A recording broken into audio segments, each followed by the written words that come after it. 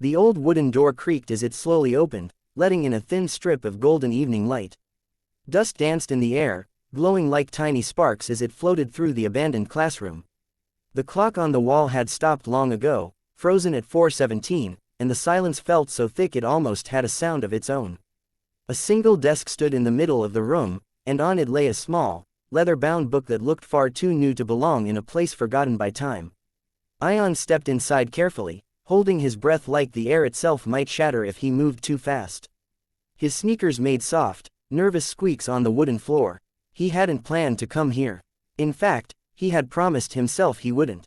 But curiosity had a way of pulling him forward, like invisible hands gently guiding his steps whether he wanted to follow or not. He walked closer to the desk, every step feeling louder than the last.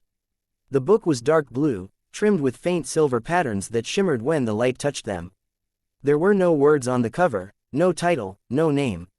Just a tiny symbol in the center, a circle with 3 small stars inside. Ion reached out, hesitated, then slowly touched the book with the tips of his fingers. It felt strangely warm, like it had been left in sunlight even though the room was cold. As soon as he opened it, the pages began to flip on their own.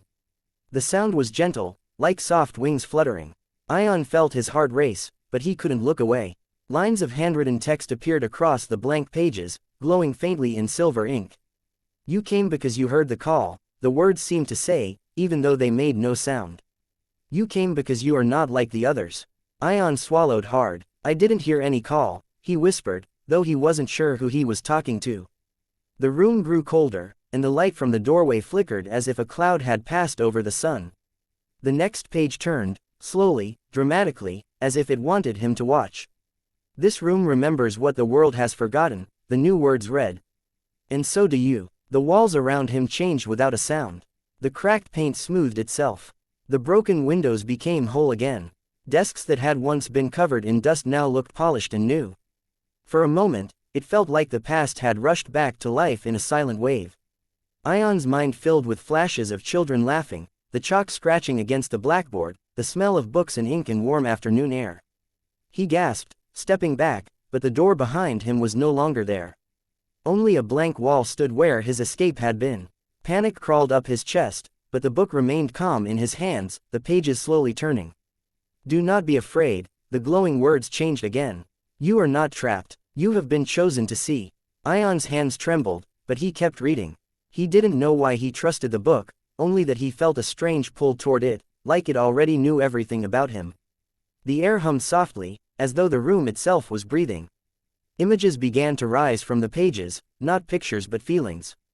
He felt wind on his face, water around his feet, the warmth of sunlight on a stone path.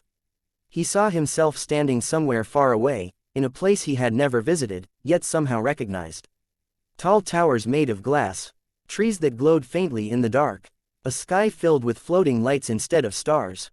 His heart slowed, and the fear turned into wonder. "Is this real?" he murmured. The letters shifted and replied, "It will be, the moment you are ready to remember." Then, suddenly, everything stopped. The pages went blank. The glow faded. The room flickered once more, returning to its broken, silent state. The door reappeared behind him, slightly open, letting the normal sounds of the outside world drift in, distant traffic, faint voices, the ordinary hum of life. For a long second, Ion just stood there, the closed book resting in his hands. It felt colder now, like an ordinary object again. Part of him wondered if he had imagined everything, if it was just a trick of light and dust and an overactive mind. But when he looked down at the cover, he noticed something new. The symbol in the center was no longer 3 stars. Now, there were 4. And deep inside, a quiet feeling told him this was only the beginning.